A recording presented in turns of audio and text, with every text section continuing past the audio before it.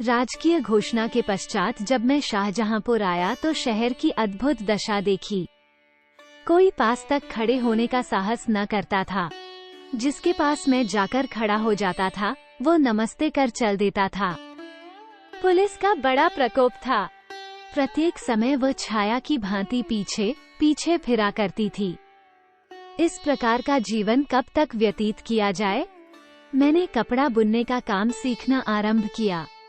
जुलाहे बड़ा कष्ट देते थे। कोई काम सिखाना नहीं चाहता था। बड़ी कठिनता से मैंने कुछ काम सीखा। उसी समय एक कारखाने में मैनेजरी का स्थान खाली हुआ। मैंने उस स्थान के लिए प्रयत्न किया। मुझसे 500 रुपए की जमानत मांगी गई। मेरी दशा बड़ी शोचनीय थी। तीन दिवस तक भोजन प्राप्त नहीं होता था, क्योंकि मैंने प्रतिज्ञा की थी कि किसी से कुछ सहायता न लूंगा। पिताजी से बिना कुछ कहे मैं चला आया था। मैं 500 रुपए कहां से लाता?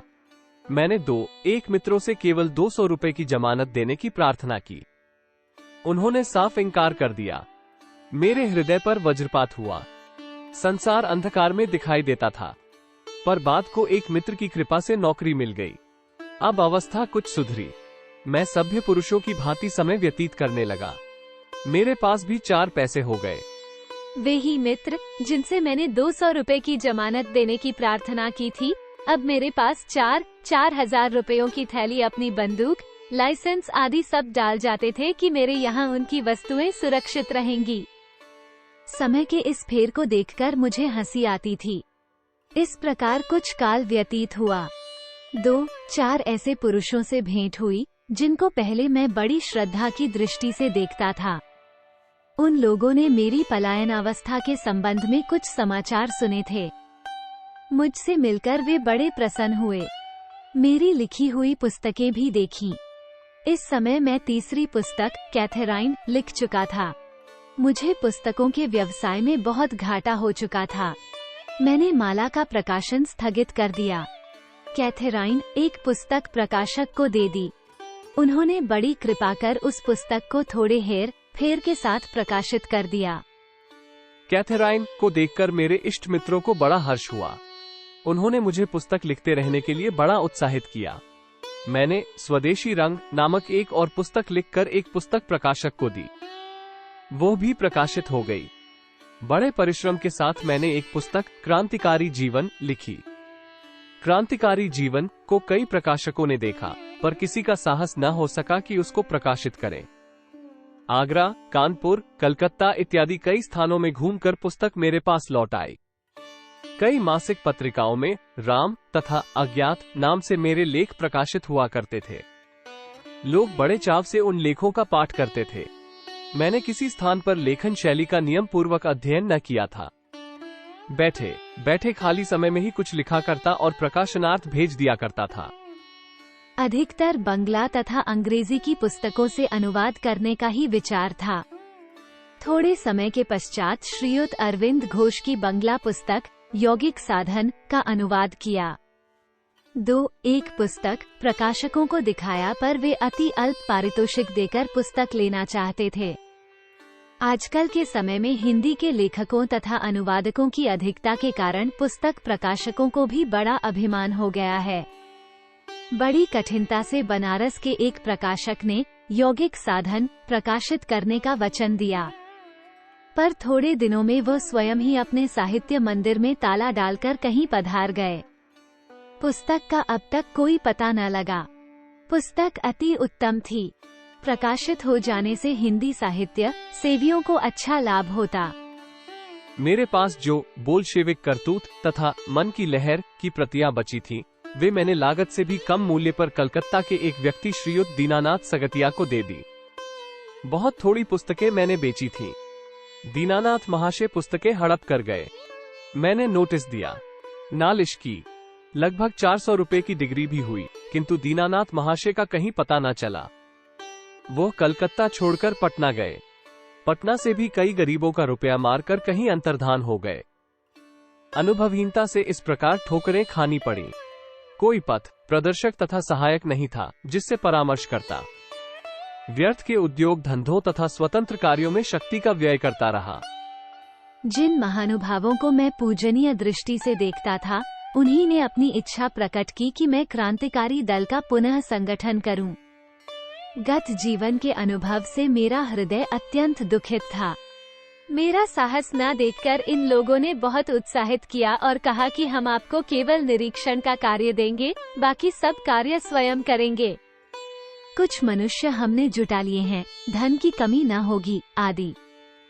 मान्य पुरुषों की प्रवृत्ति देखकर मैंने भी स्वीकृति दे दी। मेरे पास जो अस्त्र शस्त्र थे मैंने दिए। जो दल उन्होंने एकत्रित किया था उसके नेता से मुझे मिलाया। उसकी वीरता की बड़ी प्रशंसा की। वह एक अशिक्षित ग्रामीण पुरुष था। मेरी समझ में आ गया कि यह बदमाशों का या स्वार्थी जनों का कोई संगठन है। मुझसे उस दल के नेता ने दल का कार्य निरीक्षण करने की प्रार्थना की। दल में कई फौज से आए हुए लड़ाई पर से वापस किए गए व्यक्ति भी थे। मुझे इस प्रकार के व्यक्तियों से कभी कोई काम न पड़ा था। मैं 2-1 महानुभावों को साथ ले इन लोगों का कार्य देखने के लिए गया। थोड़े दिनों बाद इस दल के नेता महाशय एक वेश्या को भी ले आए। उसे रिवाल्वर दिखाया कि यदि कहीं गई तो गोली से मार दी जाएगी। ये समाचार सुन उसी दल के दूसरे सदस्य ने बड़ा क्रोध प्रकाशित किया और मेरे पास खबर भेजने का प्रबंध किया। उसी समय एक दूसरा आदमी पकड़ा गया जो नेता महाशय को जानता था। नेता महाशय रिवाल्वर तथा कुछ सोने के आभूषणों सहित गिरफ्तार हो गए। उनकी वीरता की बड़ी प्रशंसा सुनी थी, जो इस प्रकार प्रकट हुई कि कई आदमियों के नाम पुलिस को बताए और इकबाल कर लिया। लगभग 30-40 आदमी पकड़े गए। एक दूसरा व्यक्ति जो बहुत वीर था, पुलिस उसके पीछे पड़ी हुई थी। एक दिन पुलिस कप्तान ने सवार तथा 30-40 बंदूक वाले सिपाही लेकर उनके घर में उसे घेर लिया। उसने छत पर चढ़कर 2 नाली कारतूसी बंदूक से लगभग 300 फायर किए। बंदूक गर्म होकर गल गई। पुलिस वाले समझे कि घर में कई आदमी हैं। सब पुलिस वाले छिपकर आड़ में से सुबह की प्रतीक्षा करने लगे। उसने मौका पाया। मकान के पीछे से कूद पड़ा। एक सिपाही ने देख लिया। उसने सिपाही की नाक पर रिवाल्वर का कुंडा मारा। सिपाही चिल्लाया। सिपाही के चिल्लाते ही मकान में से एक फायर हुआ। पुलिस वाले समझे मकान ही में है। सिपाही को धोखा हुआ होगा। बस वो जंगल में निकल गया। अपनी स्त्री को एक टोपीदार बंदूक दे आया था कि यदि चिल्लाहट हो तो एक फायर कर देना। ऐसा ही हुआ और वो निकल गया। जंगल में जाकर एक दूसरे दल से मिला। जंगल में भी एक समय पुलिस कप्तान से सामना हो गया। गोली चली। उसके भी पैर में छर्रे लगे थे। अब ये बड़े साहसी हो गए थे। समझ गए थे कि पुलिस वाले किस प्रकार समय पर आड़ में छिप जाते हैं। इन लोगों का दल छिन्न भिन्न हो गया था, अतः उन्होंने मेरे पास आश्रय लेना चाहा। मैंने बड़ी कठिनता से अपना पीछा छुड़ाया। तत्पश्चात जंगल में जाकर ये दूसरे दल से मिल गए। वहाँ पर दुराचार के कारण जंगल के नेता ने इन्हें गोली से मार दिया। इस प्रकार सब छिन्न भिन्न हो गया। जो पकड़े गए उन पर कई डकैतियां चली। किसी को 30 साल, किसी को 50 साल, किसी को 20 साल की सजाएं हुई। एक बेचारा जिसका किसी डकैती से कोई संबंध न था, केवल शत्रुता के कारण फंसा दिया गया। उसे फांसी हो गई और सब प्रकार डकैतियों में सम्मिलित था, जिसके पास डकैती का माल तथा कुछ हथियार पाए गए। पुलिस से गोली भी चली। उसे पहले फांसी की सजा की आज्ञा हुई, पर पैरवी अच्छी हुई, अतएव हाईकोर्ट से फांसी की सजा माफ हो गई। केवल 5 वर्ष की सजा रह गई। जेल वालों से मिलकर उसने डकैतियों में शिनाख्त न होने दी थी। इस प्रकार इस दल की समाप्ति हुई। दैवयोग से हमारे अस्त्र बच गए। केवल एक ही रिवाल्वर पकड़ा गया। इसी बीच मेरे एक मित्र की एक नोट बनाने वाले महाशय से भेंट हुई। उन्होंने बड़ी बड़ी आशाएं बांधी। बड़ी लंबी स्कीम बांधने के पश्चात मुझसे कहा कि एक नोट बनाने वाले से भेंट हुई है। बड़ा दक्ष पुरुष है। मुझे भी बना हुआ नोट देखने की बड़ी उत्कट इच्छा थी। मैंने उन सज्जन के दर्शन की इच्छा प्रकट की। जब उक्त नोट बनाने वाले महाशय मुझे मिले तो बड़ी कौतूहल उत्पादक बातें की। मैंने कहा कि मैं स्थान तथा आर्थिक सहायता दूंगा, नोट बनाओ। जिस प्रकार उन्होंने मुझसे कहा, मैंने सब प्रबंध कर दिया, किंतु मैंने कह दिया था कि नोट बनाते समय मैं वहां उपस्थित रहूंगा, मुझे बताना कुछ मत, पर मैं नोट बनाने की रीति अवश्य देखना चाहता हूँ। पहल उन्होंने 10 रुपए का नोट बनाने का निश्चय किया। मुझसे एक 10 रुपए का नया साफ नोट मंगाया। 9 रुपए दवा खरीदने के बहाने से ले गए। रात्रि में नोट बनाने का प्रबंध हुआ। 2 शीशे लाए, कुछ कागज भी लाए। 2-3 शीशियों में कुछ दवाई थी। दवाइयों को मिलाकर एक प्लेट में सादे कागज पानी में भिगोए। मैं जो साफ नोट लाया था उस पर एक सादा कागज लगाकर दोनों को दूसरी दवा डालकर धोया। फिर 2 सादे कागजों में लपेट एक पुड़िया सी बनाई और अपने एक साथी को दी कि उसे आग पर गरम कर लाए। आग वहां से कुछ दूर पर जलती थी। कुछ समय तक वह आग पर गरम करता रहा और पुड़िया लाकर वापस दे दी। नोट बनाने वाले ने पुड़िया खोलकर दोनों शीशों को दवा में धोया और फीते से शीशों को बांधकर रख दिया और कहा कि 2 घंटे में नोट बन जाएगा। शीशे रख दिए। बातचीत होने लगी। कहने लगा, इस प्रयोग में बड़ा व्यय होता है। छोटे मोटे नोट बनाने में कोई लाभ नहीं, बड़े नोट बनाने चाहिए जिससे पर्याप्त धन की प्राप्ति हो। इस प्रकार मुझे भी सिखा देने का वचन दिया। मुझे कुछ कार्य था, मैं जाने लगा तो वो भी चला गया। 2 घंटे के बाद आने का निश्चय हुआ। मैं विचारने लगा कि किस प्रकार एक नोट के ऊपर दूसरा सादा कागज रखने से नोट बन जाएगा। मैंने प्रेस का काम सीखा था, थोड़ी बहुत फोटोग्राफी भी जानता था, साइंस विज्ञान का भी अध्ययन किया था। कुछ समझ में न आया कि नोट सीधा कैसे छपेगा। सबसे बड़ी बात तो ये थी कि नंबर कैसे छपेंगे। मुझे बड़ा भारी संदेह हुआ।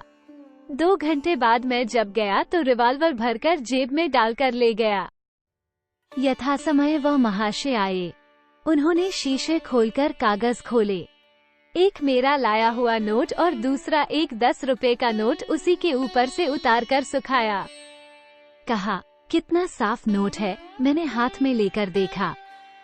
दोनों नोटों के नंबर मिलाए। नंबर नितांत भिन्न भिन्न थे।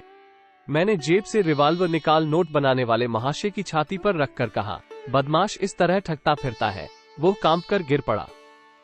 मैंने उसको उसकी मूर्खता समझाई कि यह ढोंग ग्रामवासियों के सामने चल सकता है। अनजान पढ़े लिखे भी धोखे में आ सकते हैं, किंतु तू मुझे धोखा देने आया है। अंत में मैंने उससे प्रतिज्ञा पत्र लिखाकर उस पर उसके हाथों की 10 अंगुलियों के निशान लगवाए कि वह ऐसा काम न करेगा। 10 अंगुलियों के निशान देने में उसने कुछ ढील की। मैंने रिवॉल्वर उठाकर कहा कि गोली चलती है। उसने तुरंत 10 अंगुलियों के निशान बना दिए। वह बुरी तरह कांप रहा था। मेरे 19 रुपए खर्च हो चुके थे। मैंने दोनों नोट रख लिए और शीशे, दवाएं इत्यादि सब छीन ली कि मित्रों को तमाशा दिखाऊंगा। तत्पश्चात उन महाशय को विदा किया।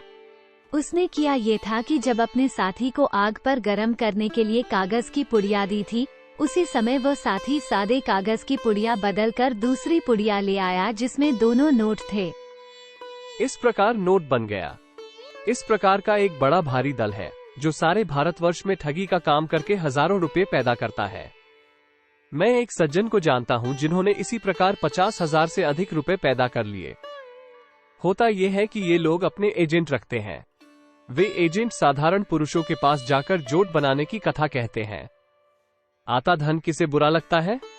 वे नोट बनवाते हैं। इस प्रकार पहले 10 का नोट बना कर दिया, वे बाजार में बेच आए। 100 रुपए का बना कर दिया, वो भी बाजार में चलाया, और चल क्यों न जाए। इस प्रकार के सब नोट असली होते हैं। वे तो केवल चाल में रख दिए जाते हैं। इसके बाद कहा कि 1000 या 500 का नोट लाओ तो कुछ धन भी मिले। जैसे तैसे करके बेचारा 1000 का नोट लाया। सादा कागज रखकर शीशे में बांध दिया। 1000 का नोट जेब में रखा और चंपत हुए नोट के मालिक रास्ता देखते हैं, वहाँ नोट बनाने वाले का पता ही नहीं। अंत में विवश हो शीशों को खोला जाता है तो सादे कागजों के अलावा कुछ नहीं मिलता। वे अपने सिर पर हाथ मारकर रह जाते हैं, इस डर से कि यदि पुलिस को मालूम हो गया तो और लेने के देने पड़ेंगे। किसी से कुछ कह भी नहीं सकते, कलेजा मसोस कर रह जाते हैं।